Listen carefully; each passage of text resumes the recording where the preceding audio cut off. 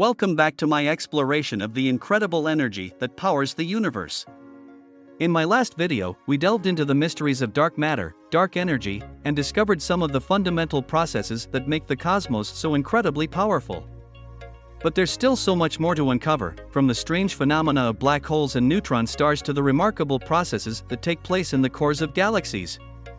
Here is a quick reminder to subscribe to my channel for more such interesting content. Let's get started. In short, the Earth radiates this ultimate high-quality energy all the time. Again, I am not an electrical engineer, and I am not trying to show you that I am one when I say that it is about finding the frequency of the Earth and amplifying it.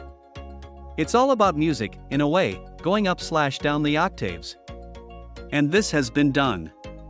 It is called Org-1 energy accumulation. I believe that the Great Pyramid is such an accumulator. Silbury Hill is another accumulator, according to Randall Carlson. And this brings me back to Tesla because he modeled his inventions after the Great Pyramid. Tesla was obsessed and, for him, the Great Pyramid was a power plant. However, I believe that the Great Pyramid was more than a power plant. I believe the fresh energy that the Earth radiates is of such high quality that our ancestors used it to repair their bodies, fight disease, and live for thousands of years, as Master Mason Manly Pomerhalt said they could. This may explain why there are pyramids and mounds, such as Silbury Hill, everywhere you look. Our ancestors were obsessed with this technology, and for good reason.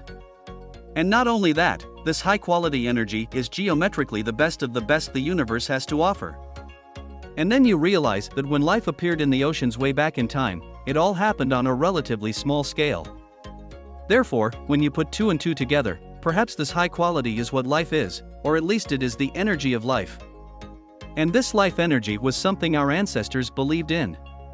You can find it in video games like Final Fantasy VII, for example, the lifestream. In Final Fantasy VII, the lifestream comes from the Jewish Kabbalah. If you study the Kabbalah, you realize that it is sacred geometry. When you find the root of sacred geometry in our world, you are back in Egypt. From Egypt, I traced it back to Atlantis. Needless to say, at the heart of sacred geometry you will find the cuboctahedron, and the cuboctahedron is the geometry of black holes, according to Nazim Haramein. So, how did the ancient Egyptians know about black holes? Well, because they have inherited the wisdom from Atlantis. The cuboctahedron is basically movement, a spin, a vortex, which manifests as a double/dual torus because it is about cosmic sex and evolution. More on that another time.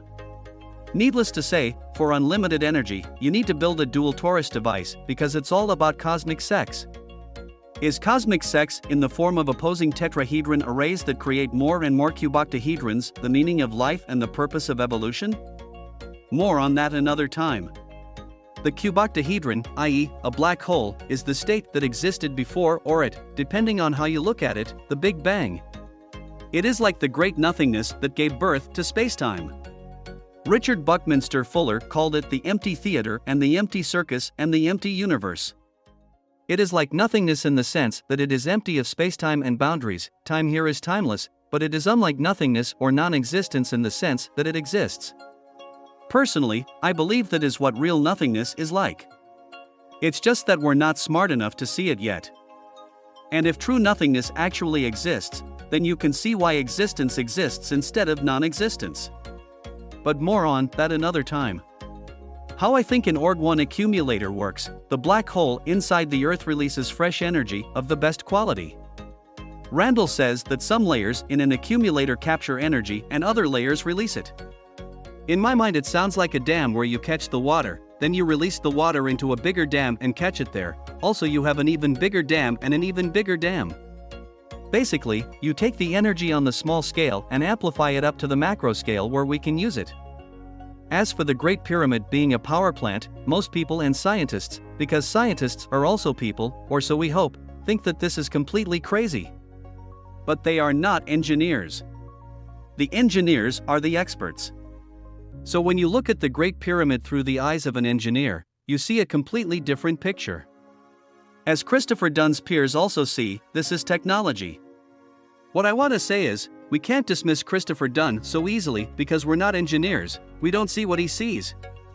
And the greatest engineer who ever lived, Nikola Tesla, knew that the Great Pyramid was a power plant, and he modeled his inventions after the Great Pyramid, not only in shape but also in location, that is, where the Great Pyramid was placed on Earth also had great significance.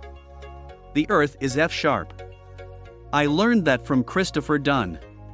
Back to Tesla, I think of a Tesla coil as a punching bag, in the sense that you can make the punching bag swing more and more by hitting it regularly. Basically, it is a way of collecting energy and producing high voltages. Like collecting many small stones and making a big stone.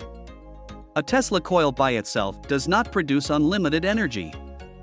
The Earth produces unlimited energy, and the Great Pyramid, which Tesla used as inspiration, is such an amplifier. A Tesla coil may be used to amplify the unlimited energy, but a Tesla coil in itself has nothing to do with unlimited energy. But I think Tesla wanted to access the unlimited energy from the Earth, amplify it, and share it with the world. I think he knew how to do it. And they shut him down. I think Wardenclyffe Tower was based on the Great Pyramid. Like collecting many small stones and making a big stone, this is how the Great Pyramid worked also, if a small stone in this case is the fresh, available energy that the Earth's black hole creates. So you don't make a machine that makes unlimited energy, because then your machine has to be as powerful as a black hole. Rather, you build a device, essentially a dam, that collects the energy that is already there. However, modern scientists say that down there is just dead, unavailable energy. There is nothing to collect. But if black holes are creators, then, despite what modern physicists say, there is new, fresh energy down there in the quantum realm. Which means that zero-point energy does work after all, but not in the way you initially thought. There is no such thing as unlimited energy per se, energy is limited/finite, but then nature takes that finite, dead energy and recycles it, and breathes new life into it, thus it is unlimited in that way. And nature does not use energy to recycle matter because the zero boundary state that recycles matter is not an engine or a machine that requires energy to operate, rather it is a state or a way of being.